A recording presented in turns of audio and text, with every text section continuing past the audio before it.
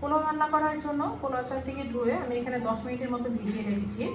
পাত্রে তেল দিয়ে এর মধ্যে আমি দিয়ে দিচ্ছি 3টা তেজপাতা, 4-5টা এলাচি এবং দারচিনি।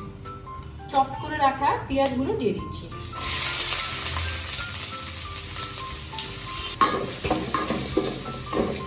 দিয়ে দিচ্ছি কিশমিশ এবং কাজু বাদাম। কাজু বাদামগুলো আমি এখানে কুচি করে নিয়েছি। পেঁয়াজটা ভাজা হয়ে গেছে, আমি এখন এর মধ্যে পোলার চাল দিয়ে দেব।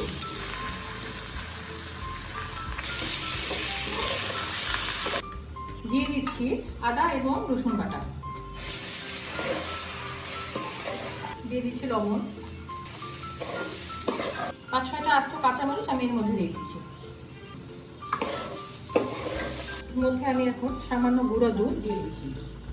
আপনারা লিকুইড দুধও এখানে ব্যবহার করতে পারেন, এটা অপশনাল। পোলার চালটা খুব সুন্দর মতো ভাজা হয়ে গেছে, পুরো ঝরঝরা হয়ে গেছে।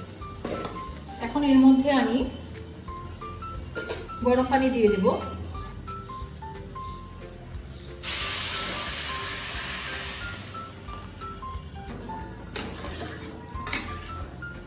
গরম জল দেওয়ার পরে জলটা ফুটে উঠেছে, আমি এখন এটাকে ঢেকে মৃদু আঁচে রান্না করব।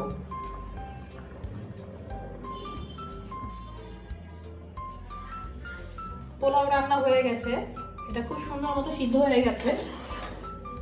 এখন আমি এটার মধ্যে 1 চামচ ঘি ব্যবহার করব।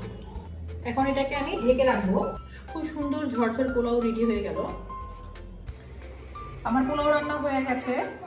এই পদ্ধতিতে পোলাও রান্না করলে পোলাও ঝরঝরে হবে।